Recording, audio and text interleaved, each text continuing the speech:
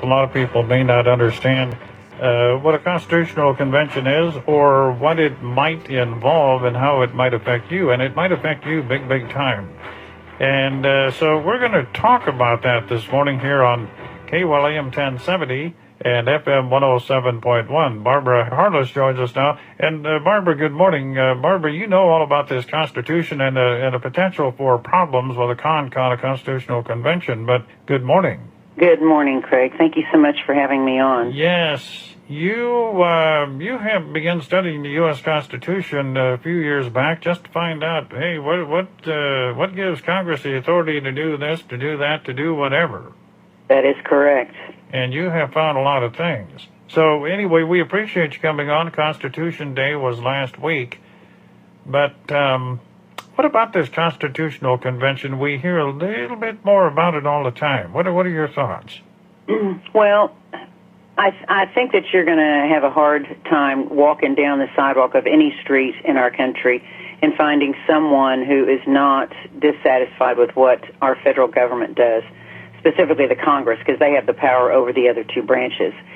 So the more educated person that you run into will say, well, they're violating the law, they're violating the Constitution. And so we have political action committees with deep pockets who are run by both sides of the aisle, the more conservative and the liberal, saying, well, we need to amend the convention because they're violating it and they're not following it. Well, if the Constitution is not the problem, then why would you want to change it? It's like an illness. You can treat the symptoms all day long, but until you get to the root problem, you're not going to solve the symptoms. The Constitution is not the problem. We're the problem. And so if you have to identify the problem first, if we keep electing the same people to office that violate the Constitution, then that, in my opinion, is the problem. Texas is sending all 36 of our incumbents back to D.C. in January because they all won their March primaries here in Texas. You know, the thing is, okay, let's say we're going to change the Constitution, we're going to make these changes in the Constitution. Well, I would say we didn't follow it. I think that's what you're saying, too. We didn't follow it before. Why would we follow it, a new one now? Well, exactly. And I tell people I would like to enforce the Constitution that we have now first before we go and mess with it and open it up to amendments, because you aren't going to have just people that think like me. You're not going to have just people that think like someone on the other side of the aisle. It's going to be a combination of both. And when the argument that, well, yes, but there are more Republican-controlled state legislatures than there are Democrats, well, I have to remind you that there is no test to run with an R behind your name. You simply have to sign up, at least here in Texas. I don't know what other states do. So, and they say, well, but you have to have, even if a proposal at this constitutional convention, even if any bad proposals come out and then they go to the several states, the 50 states for ratification, there's enough conservative legislatures, enough conservative states to prevent any bad amendments. Well, then how did the 16th Amendment, which is the income tax, and the 17th Amendment, which is one of the proposals to repeal, the 17th Amendment took the voice of the state away from the federal government and made the two U.S. senators elected directly by the people. So now that they don't answer to anybody, really, then how do you justify that the 16th and 17th Amendment passed? And how about the 18th Amendment, which was a prohibition? That passed. Of course, it was reversed with the 21st Amendment back in 1933, but that is not any assurance that bad amendments or bad proposals will not be adopted by 38 states, which is 3/4 of the states, which is required to become part of our U.S. Constitution. Barbara Harless with us on AM1070 and FM107.1. To this day, a lot of people really do like to celebrate that 21st Amendment to the Constitution. But let me ask you this. Walk us through the process of, because, you know, a Constitution, that sounds pretty good. You know, we're going to put something in there so we can control spending, whatever it might be.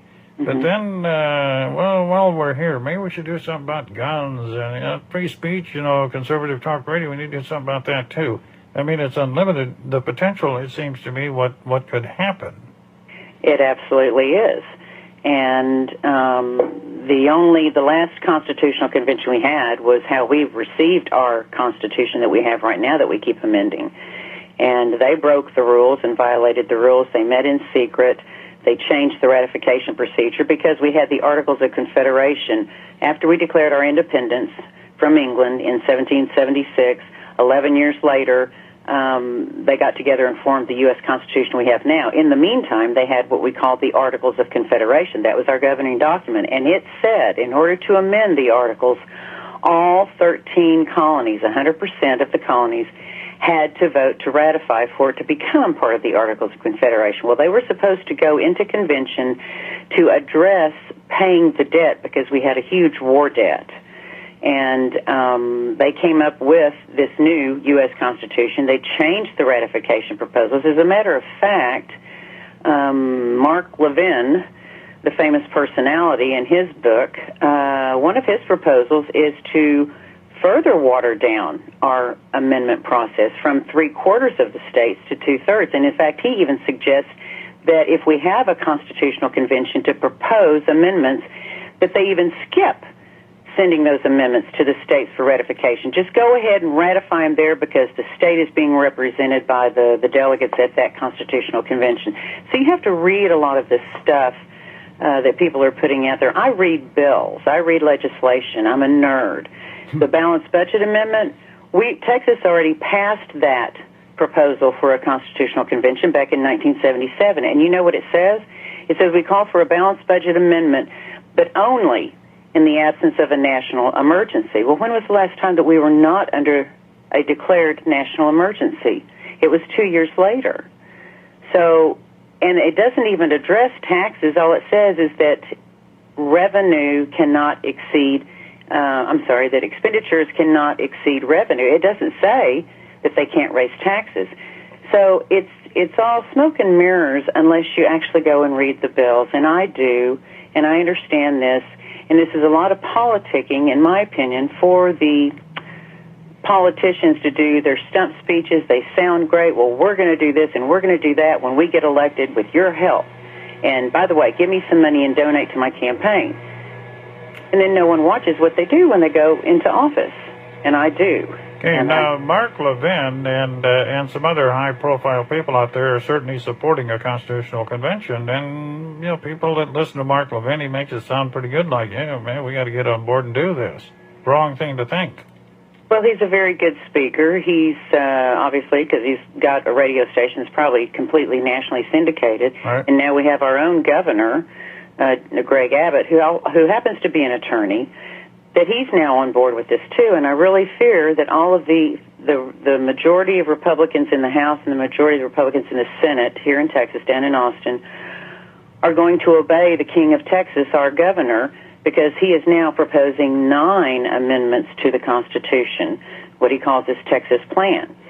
And one of them is, it's number, 6. He has 9 proposals. Require a 7-justice supermajority vote for the U.S. Supreme Court decisions that invalidate a democratically enacted law. Well, right now it just takes a majority, 5 of 9. He's basically saying, well, let's make it 7 of 9, and they are allowed to legislate.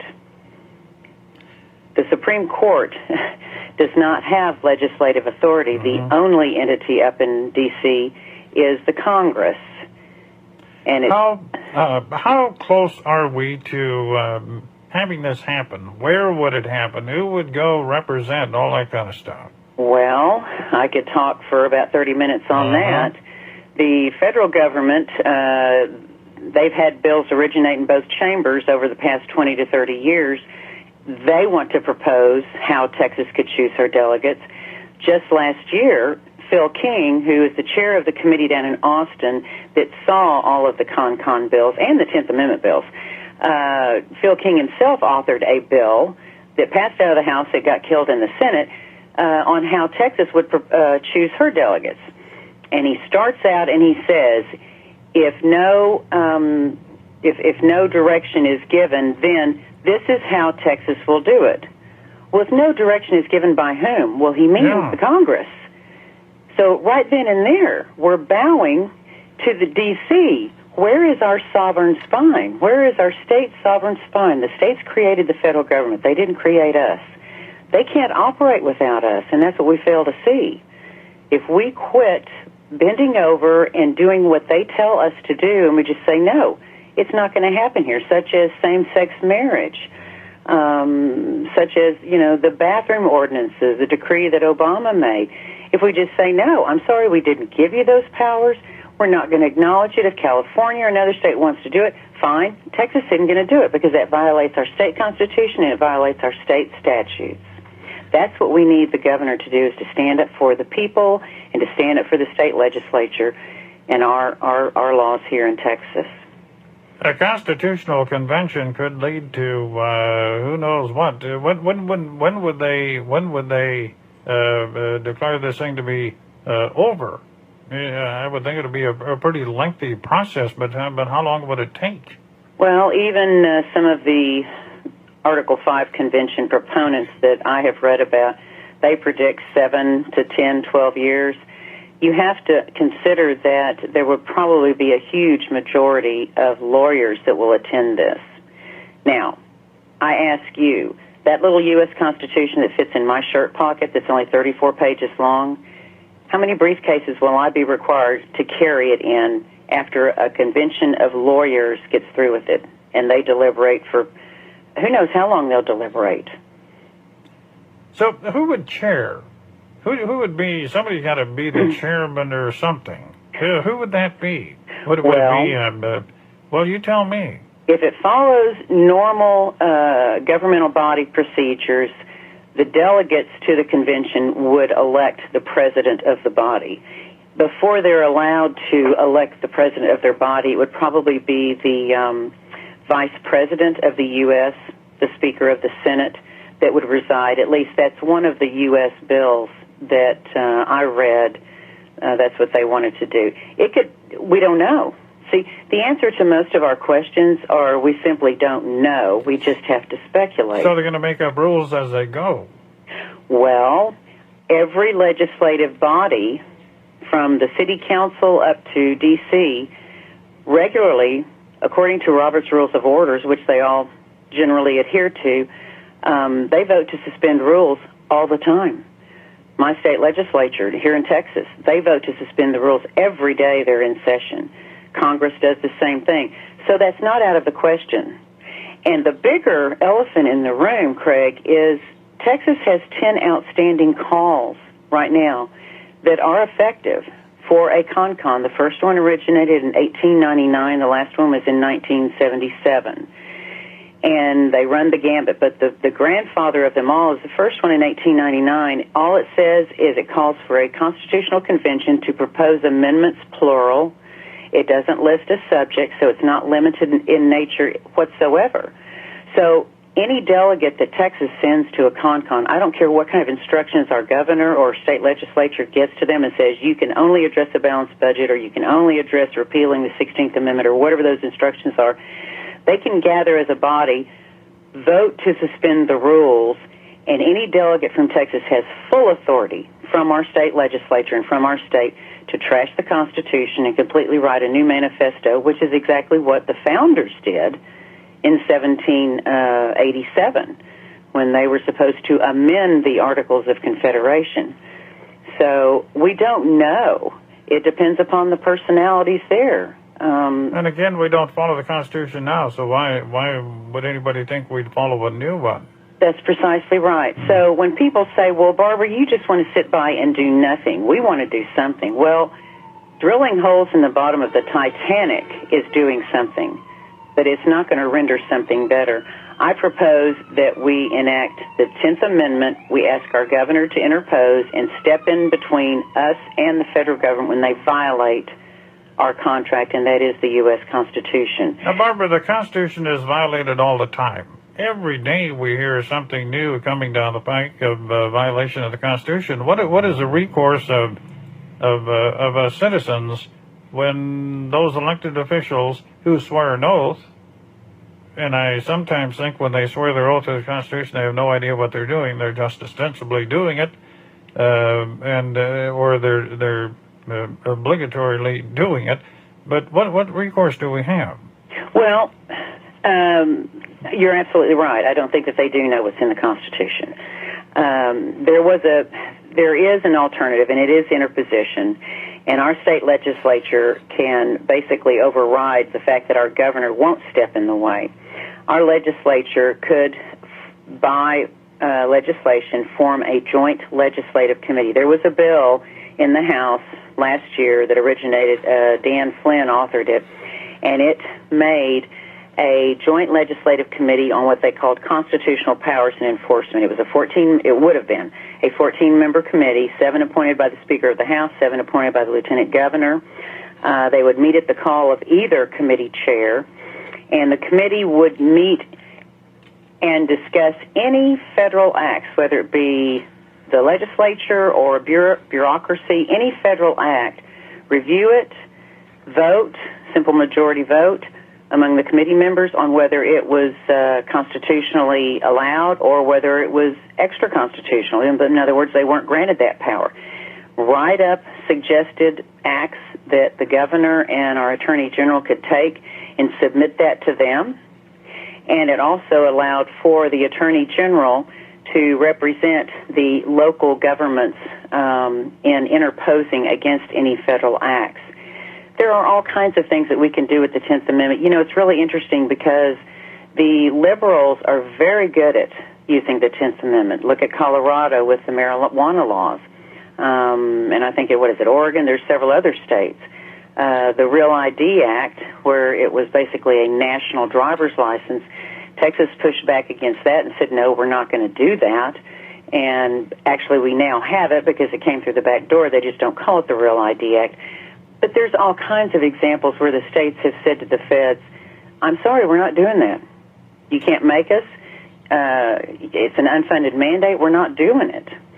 So this has been going on. As a matter of fact, I would like to mention to your listeners, there is a book called The Magdeburg Confessions. And the second book that goes off of that is called The Doctrine of the Lesser Magistrates.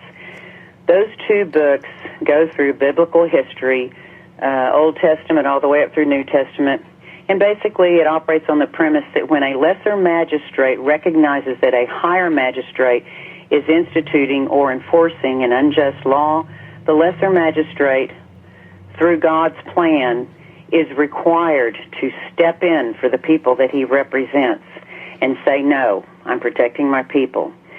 So if you are a Christian, Judeo-Christian, and you believe in God's law, The Doctrine of the Lesser Magistrates by Matt Trewhella and the Magdeburg Confession, it is translated by Matthew Colvin, Colvin. Two excellent books. I've been giving these out to my elected officials, judicial people here in Collin County where I live. It is the basis upon the 10th Amendment. 10th Amendment, that pesky 10th Amendment, local control. Barbara, we got to go. I wish we had more time. We got to get you back. Barbara Harless. Barbara, thanks. I would love to come back on. You just let me know. Thank you so much, Craig. And I will. Thank you much. God bless. God bless you, too. Okie-doke. He has. It's a great day in West Texas. Thank you much. Craig Anderson, The Morning Show on KWEL AM1070 and FM107.1.